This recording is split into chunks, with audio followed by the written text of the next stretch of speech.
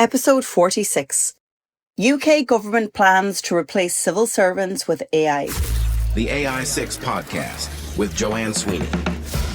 If we push forward with digital reform of government, and we are going to do that, we can make massive savings, £45 billion of savings in efficiencies. And AI is a golden opportunity in efficiency.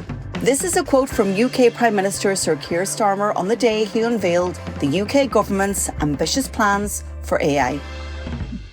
Hello and welcome to the AI6 podcast for marketers embracing the AI age. I'm your host, Joanne Sweeney, and in just 6 minutes a day, I teach you AI and give you the insights you need to stay ahead in AI marketing.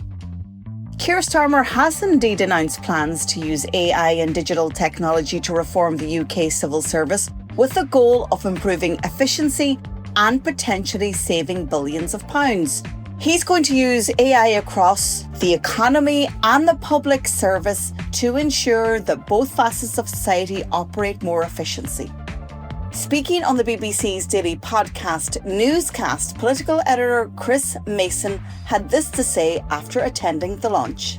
Prime Minister in this speech was wanting to get across the sense that not only does he recognise the power and significance of artificial intelligence to revolutionise society and the economy and the delivery of public services, but he wants to really lean into that, to emphasise the opportunities, to acknowledge the risks and the downsides, but to emphasise the opportunities and argue that AI is going to happen, and is happening. So the UK should be a country that is in the lead around this sort of stuff alongside the giants of America and China, and therefore can have a disproportionate economic benefit from it, so goes the theory, as opposed to importing stuff that other people have managed to sort of make and develop before us. Sir Keir Starmer made a strong statement about reducing headcount in favour of AI. And naturally, this has caused huge waves of concern within the UK's civil service.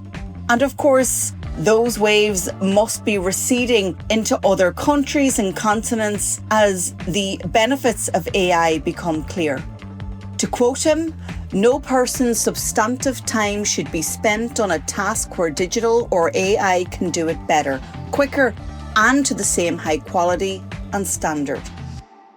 So here are some initiatives the UK government is rolling out to make AI mainstream. Firstly, AI and tech teams will be sent into every government department to drive improvements and efficiency in public services. Second, the government plans to recruit 2,000 tech apprentices by 2030 through a new programme called TechTrack, aimed at modernising departments and enhancing public service through technology.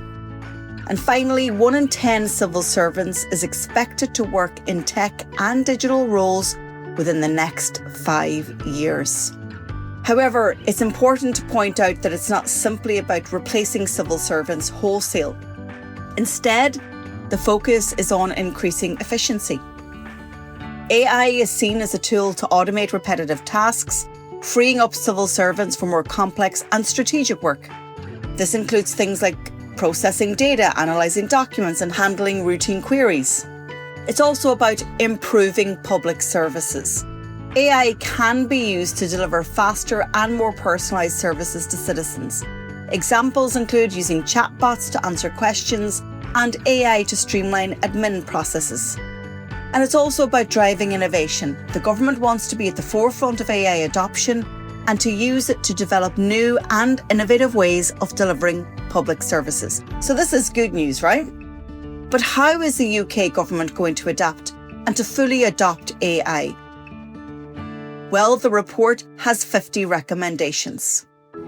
It states the government is developing AI tools to assist civil servants, such as those within the Humphrey AI package. These tools are designed to help with tasks like analysing consultation responses, searching parliamentary debates, and summarising meetings. This is not about replacing people, the report says, but augmenting their abilities. There is a push to increase the number of civil servants with digital skills to ensure the government can effectively implement and manage AI technologies. And the government is also focused on the ethical and responsible use of AI and is developing guidelines to ensure that AI is used in a way that is fair and transparent. But the plan states clearly, the intention is to use AI to improve efficiency and service delivery, not necessarily to eliminate large numbers of civil service jobs. There's a strong emphasis on upskilling the civil service to work alongside AI. We know that human intervention is key. And the government is creating resources like the AI Playbook to help civil servants utilise AI correctly. As a specialist public sector marketer, I am watching this story with great interest, and I'm looking also towards my own government in Ireland to see how they will adapt to AI and to fully embrace it. The AI6 Podcast with Joanne Sweeney. If you're a public sector pro and you want to learn or to stay ahead of AI, check out my professional diploma in AI for marketing. Use the code AI610 for an exclusive discount. You can also hire me for an in-company AI workshop.